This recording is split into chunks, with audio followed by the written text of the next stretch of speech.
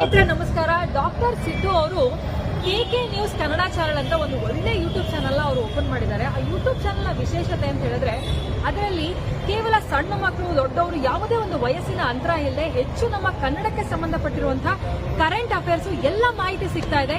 ದಯವಿಟ್ಟು ಹೆಚ್ಚಿನ ಸಂಖ್ಯೆಯಲ್ಲಿ, ಅದರಲ್ಲೂ ನನ್ನ ಯುವ ಸ್ನೇಹಿತರು ಹೆಚ್ಚಿನ ಸಂಖ್ಯೆಯಲ್ಲಿ ಯೂಟ್ಯೂಬ್ ಚಾನೆಲ್ ನ ಸಬ್ಸ್ಕ್ರೈಬ್ ಆಗಿ ಫಾಲೋ ಮಾಡಿ ಹೆಚ್ಚು ಕನ್ನಡ ಪರ ಜ್ಞಾನವನ್ನ ಬೆಳೆಸ್ಕೊಳ್ಳಿ ಅಂತ ಹೇಳೋದಕ್ಕೆ ಇಷ್ಟಪಡ್ತೀನಿ. ನಾನು ನಿಮ್ಮ ನಿರೂಪಕಿ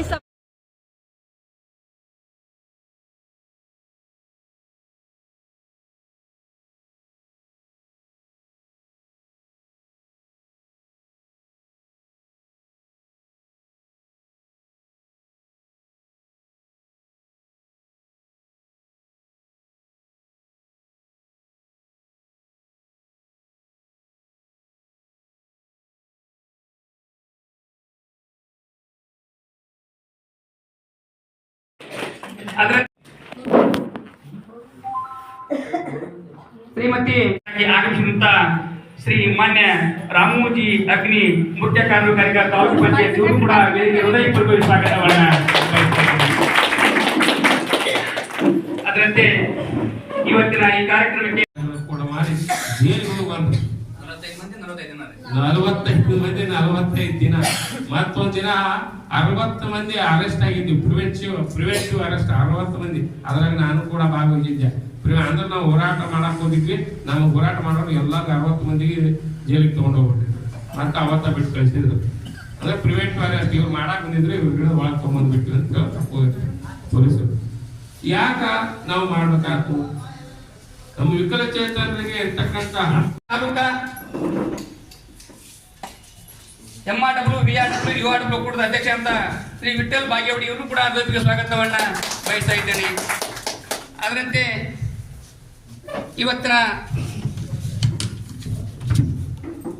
ಕಾರ್ಯಕ್ರಮಕ್ಕೆ ವಿಕಲಚೇತನ ವಿವಿಧ ಸಾಧನೆ ತಾಲೂಕು ಮಟ್ಟದಲ್ಲಿ ವಿಶೇಷ ಸಾಧನೆ ಮಾಡಿದಂತಹ ವಿಕಲಚೇತನರಾದಂತಹ ಶ್ರೀ ಪ್ರಕಾಶ್ ಬಿರಾದರ್ ವಿಜಯಪುರ ಇವರು ಕೂಡ ಹೃದಯಪೂರ್ವಕ ಸ್ವಾಗತವನ್ನ ಬಯಸ್ತಾ ಇದ್ದೇನೆ. ಅದರಂತೆ ನಮ್ಮ ಶಿಂದಗಿ ತಾಲೂಕಿನಲ್ಲಿ ಘೋಷಣೆ ಮಾಡಲಾಗಿದೆ. ಯಾಕೆ ಘೋಷಣೆ ಮಾಡಿದ್ರಪ್ಪ? ಉದ್ದೇಶ ಏನಪ್ಪ ಅಂದ್ರೆ ವಿಕಲಚೇತನರ ವ್ಯಕ್ತಿಗಳ ಹಕ್ಕುಗಳ ಬಗ್ಗೆ, ಹಲವಾರು ವಿಚಾರಗಳ ಬಗ್ಗೆ ನಮ್ಮ ವಿಕಲಚೇತನರು ಯಾವುದೇ ಒಂದು ಸಾಧನೆ ಮಾಡಬೇಕಾದ್ರೆ ಗುರುತಿಸೋಕ ಅದಕ್ಕೆ 1992 ಡಿಸೆಂಬರ್ 3ರಂದು ವಿಶ್ವ ವಿಕಲಚೇತನ ದಿನಾಚರಣೆಯನ್ನು ಘೋಷಣೆ ಮಾಡಿದ್ರು. ಉದ್ದೇಶ ಏನಪ್ಪಾ ಅಂದ್ರೆ ಈ ಎಲ್ಲ ವಿಕಲಚೇತನರಿಗೆ ಶಿಕ್ಷಣ ಸಿಗಬೇಕು, ಎಲ್ಲ ವಿಕಲಚೇತನರಿಗೆ ಉದ್ಯೋಗ ಸಿಗಬೇಕು. ಹಲವಾರು ವಿಷಯ 2016 ಕಾಯ್ದೆ ಅನುಗುಣವಾಗಿ ಎಲ್ಲ 2016 ಅಂತಕ್ಕಂಥ ವಿಷಯಗಳನ್ನು ಕೂಡ ಗೊತ್ತಿರಲಿಲ್ಲ. 2007-8ರಲ್ಲಿ ಒಂದು ಯೋಜನೆ ಬಂತು, ಗ್ರಾಮೀಣ ಪ್ರವೃತ್ತಿ ಯೋಜನೆ ಅಂತ. ಆ ಯೋಜನೆಯ ಮೂಲಕ ನಮ್ಮ ಇಲಾಖೆಗೆ ಏನಾಗ್ತಿತ್ತು ಅಂದರೆ ನಮ್ಮ ಇಲಾಖೆಯ ಒಂದು ರೆಕ್ಕೆ ಪುಕ್ಕಗಳಿದ್ದಾಗಿರ್ಬೋದು ಅಥವಾ ಆ ಇಲಾಖೆಯ ನಾಡಿ ಮಿಡಿತು ಅಂತ ಹೇಳ್ಬೋದು. ಆ ಒಂದು 2007-8ರಲ್ಲಿ ಆ ಯೋಜನೆ ಜಾರಿಗೆ ಬಂದಾಗಿಂದ ಇವತ್ತಿನ ದಿನ ನಾವು ಪ್ರತಿ ಗ್ರಾಮದಲ್ಲಿ, ಪ್ರತಿ ಗ್ರಾಮ ಒಂದು ಪಂಚಾಯತ್ ಇರ್ಬೋದು, ಪ್ರತಿ ಮನೆಗೆ ಕೂಡ ನಮ್ಮ ಒಂದು ಇಲಾಖೆಯ ಒಂದು ಏನಿರ್ಬೋದು ಮಾಹಿತಿ ಕೂಡ ಹೋಗ್ತಾ ಇದೆ. ಆ ಒಂದು ಯೋಜನೆಯ ಮೂಲಕನ ನಾವು ಇಷ್ಟೊಂದು ವಿಶೇಷ ಚೇತನರಿಗೆ ಸೌಲಭ್ಯಗಳನ್ನು ಕೊಡುವುದಿರ್ಬೋದು. ಪ್ರತಿಯೊಂದು ಇಲಾಖೆ ಇರ್ಬೋದು, ನಮ್ಮ ಇಲಾಖೆ ಇರ್ಬೋದು ಅಥವಾ ಬೇರೆ ಇಲಾಖೆಯಲ್ಲಿರ್ಬೋದು, ಆ ಇಲಾಖೆಗಳಲ್ಲಿ ಸೌಲಭ್ಯಗಳನ್ನು ಬಳಸಲಿಕ್ಕೆ ನಮ್ಮ ಅನುಕೂಲಗಳು ಕೂಡ ಸಾಧ್ಯಗಳಾಗ್ತಿದೆ. ಮತ್ತು ಇಲಾಖೆಯ ಪ್ರತಿಯೊಂದು ಯೋಜನೆಗಳನ್ನು ನಮ್ಮ ಮನೆಗೆ ಕೂಡ ತೋರಿಸಲಿಕ್ಕೆ ನಮ್ಮ ಈ ಯೋಜನೆ ಅಧಿಕಾರಿಗಳಿಗೆ ಮತ್ತು ಜನಪ್ರತಿನಿಧಿಗಳಿಗೆ ನಾವು ವಿಶೇಷ ದಿನ ಅಂದ್ರೆ ಇಡೀ ವಿಶ್ವಾದ್ಯಂತ ವಿಶ್ವ ವಿಕಲಚೇತನ ದಿನಾಚರಣೆಯನ್ನ ನಾವು ಆಚರಣೆ ಮಾಡ್ತೀವಿ.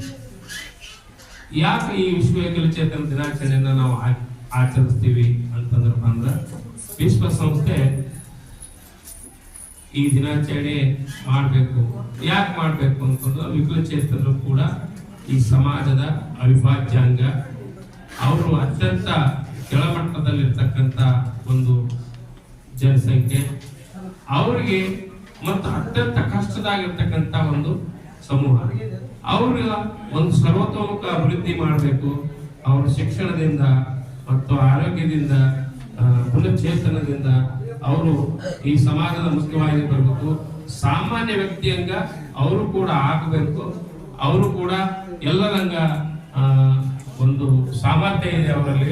ಆ ಸಾಮರ್ಥ್ಯವನ್ನ ಈ ಪ್ರಪಂಚಕ್ಕೆ ಗೊತ್ತಾಗಬೇಕು ಅನ್ನೋದು ವಿಚಾರವನ್ನು ಇಟ್ಟುಕೊಂಡು ಸರ್ಕಾರ ಎಲ್ಲ ಇಡೀ ನಮ್ಮ ವಿಶ್ವಾದ್ಯಂತ ಈ ದಿನಾಚರಣೆ ಡಿಸೆಂಬರ್ ಕಾಯ್ದೆ ಜಾರಿಗೆ ಬಂತು. ಆ ಜಾರಿ ಬಂದಾಗ ಕೂಡ ವಿಕಲಚೇತನರಿಗೆ ಸುಮಾರು ನಾವು ಪ್ರತಿಯೊಂದು ಗ್ರಾಮದಲ್ಲಿ ಕೂಡ ಗುರುತಿಸುವಂಥ ಕೆಲಸಗಳಾಗ್ತಾ ಇದ್ದಾವೆ. ಅದರಲ್ಲಿ 21 ರೀತಿ ವಿಶೇಷ ಚೇತನ ನಾವು ಗುರುತಿಸ್ತಾ ಇದ್ದೇವೆ. ಅವ್ರಿಗೂ ಕೂಡ ಸರ್ಕಾರ ಸೌಲಭ್ಯಗಳನ್ನು ಸಿಗುವಂತಾಗಲಿ ಅನ್ನೋ ಉದ್ದೇಶ ಇಟ್ಕೊಂಡು ಮಾಡಿರ್ಬೋದು, ಅಥವಾ ಜಿಲ್ಲಾ ಮಟ್ಟದಲ್ಲಿ ಕಮಿಟಿ ಇರ್ಬೋದು, ಸ್ಟೇಟ್ ಲೆವೆಲ್ ಕಮಿಟಿಗಳು ಆಗಿದ್ದಾವೆ. ಈ ಕಮಿಟಿಯ ಮುಖ್ಯ ಏನಪ್ಪ ಅಂದ್ರೆ ಪ್ರತಿಯೊಂದು ವಿಶೇಷ ಚೇತನದ ಸಮಸ್ಯೆಗಳನ್ನು ಆಲಿಸಿ ಅವುಗಳಿಗೆ ಪರಿಹಾರಗಳನ್ನು ಕಂಡುಕೊಳ್ಳುವಂಥದ್ದು ಮತ್ತು ಸರ್ಕಾರಕ್ಕೆ ಗಮನಕ್ಕೆ ತರುವಂಥ ಕೆಲಸಗಳು ಆಗ್ತಾ ಇದೆ ಅಂತ ಹೇಳ್ಬೋದು. ಇಲಾಖೆ ಕೂಡ ನಾವು ನೋಡಿರ್ಬೋದು 1998 ಪ್ಲಸ್ ಅದಕ್ಕಿಂತ ಹಿಂದಿನ ಕೂಡ ವರ್ಕ್ ಮಾಡ್ತಾ ಕೆಲಸ ಮಾಡ್ತಾ ಬಂದಿದೆ. 88ರ ನಂತರದಲ್ಲಿ ಏನಾಗಿದೆ, ನಮ್ಮ ಇಲಾಖೆ ಕೂಡ ಸಪ್ರೇಟ್ ಹೆಡ್ ಆಗಿದೆ, ಡೈರೆಕ್ಟ್ ಈ ರೀತಿಯಾಗಿ ಇಲಾಖೆ ವಿಂಗಡಣೆ ಆಯಿತು. ಆ ವಿಂಗಡಣೆ ಆದಾಗಿಯೂ ಕೂಡ ಇಲಾಖೆ ಕೆಲಸ ಮಾಡ್ತಾ ಇದ್ದ ಬಂದಿದೆ.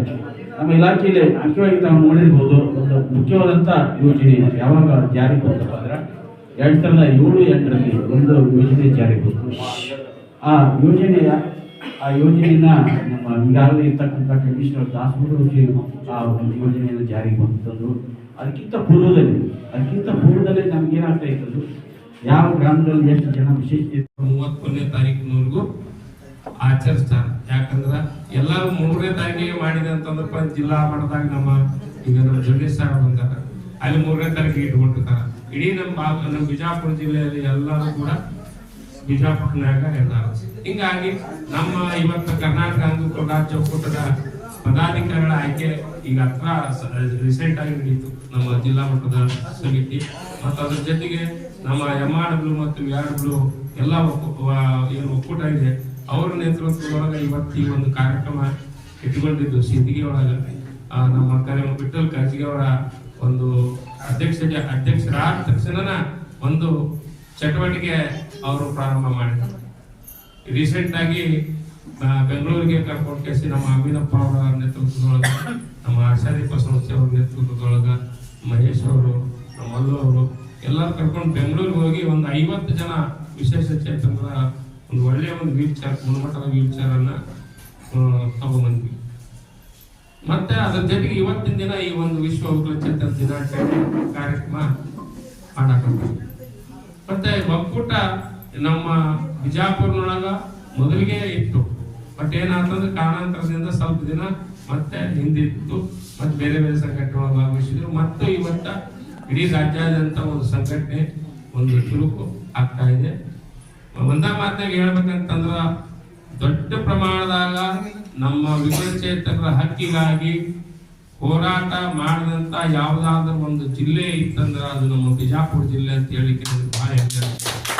ಯಾಕಂದ್ರಪ್ಪ ಅಂದ್ರ ನಿಮ್ಗೆ ಗೊತ್ತಿರ್ಬೋದು, ನೀವು ಅದರ ಭಾಗವಹಿಸ್ತಾ ಇರ್ಬೋದು. ಬಿಜಾಪುರ್ನ್ಯಾಗ ಸುಮಾರು ಎಷ್ಟು 41 ತಿಂಗಳ 45 ದಿನ ಅಮಾಡ ನಿರಂತರ ಎಲ್ಲ ಗಣ್ಯಮಾನ್ಯರೇ, ಎಲ್ಲ MRW ಬಾಂಧವರೇ ಹಾಗೂ ಆತ್ಮೀಯ ಬಂಧುಗಳೇ, ಇವತ್ತು ವಿಶೇಷ ಚೇತನರ ದಿನಾಚರಣೆ ಆಚರಿಸುತ್ತಿರುವ ಎಲ್ಲರಿಗೂ ಶುಭ ಕೋರುತ್ತೇನೆ. ಹಾಗೂ ಈ ವಿಶೇಷ ಚೇತನರು ಯಾವತ್ತೂ ಅವರೊಂದಿಗೆ ನಾನು ಶ್ರಮಿಸಲು ಸಿದ್ಧವಾಗಿರುತ್ತೇನೆ. ಹಾಗೂ ಯಾವತ್ತಿಂದನೂ ಮನು ಬಿರಾದರವರಿಗೆ ನೋಡ್ತಾ ಬಂದಿದ್ದೀನಿ. ಸೊ ಅವರು ತುಂಬ ಆಕ್ಟಿವ್ ಆಗಿ ಕೆಲಸ ಮಾಡೋದನ್ನು ನೋಡಿದ್ದೀನಿ. ಉಳಿದವರು ಕೂಡ ಎಲ್ಲ MRWಗಳದ್ದು ವರ್ಕ್ ನೋಡಿದರೆ ಮೊದಲಿಗಿಂತ ಈಗ ತುಂಬ ಕೆಲಸಗಳನ್ನು ಮಾಡ್ತಿದ್ದಾರೆ ಅನ್ನೋದನ್ನು ನೋಡಿ ನನಗೆ ತುಂಬ ಖುಷಿ ಆಗ್ತಾ ಇದೆ.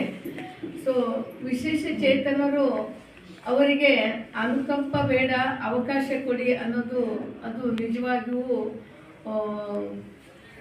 ಕೊಡಲೇಬೇಕು ನಾವು ಅವರಿಗೆ ಅವಕಾಶ.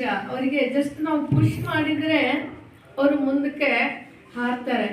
ಅದನ್ನ ಒಂದು ನಾವು ನಮ್ಮ ವಿಶೇಷ ಚೇತನರು ಅನ್ನೋದಕ್ಕಿಂತ ನಾವು ಅದನ್ನ ಆ್ಯಕ್ಚುಲಿ ನಾನು ವಸತಿ ನಿಲಯ ಇದ್ದಾಗ ಎಲ್ಲರೂ ಅವರು ನಾನು ಅಂಗವಿಕಲ ಇದ್ದೀನಿ, ನನಗಿದು ಆಗಲ್ಲ ಅಂತ ಹೇಳ್ತಾ ಇದ್ದವ್ರು. ನಾನು ಶಾರ್ಟಲ್ಲಿ ಮುಗಿಸ್ತೀನಿ. ಅದು ಯಾಕಂದರೆ ಅವರಿಗೆ ಅದು ಮನವರಿಕೆಯಲ್ಲಿ ತಲೆಯಲ್ಲಿ ಏನಿರುತ್ತೆ, ನಾನು ವಿಶೇಷ ಚೇತನಳು, ನನಗೇನು ಮಾಡಲಿಕ್ಕಾಗಲ್ಲ. ಇಲ್ಲ, ಅವರು ಎಲ್ಲನೂ ಮಾಡ್ಬೋದು, ಎಲ್ಲನೂ ಮಾಡಿದ್ದಾರೆ.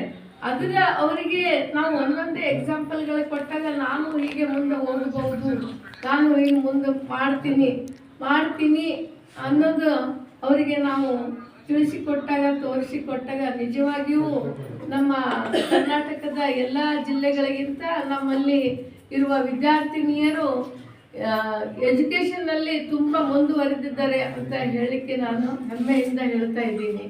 ನಮ್ಮಲ್ಲಿ ಇರುವವರೆಲ್ಲರೂ MA, MEd, BA, BEd, MBA ಕೂಡ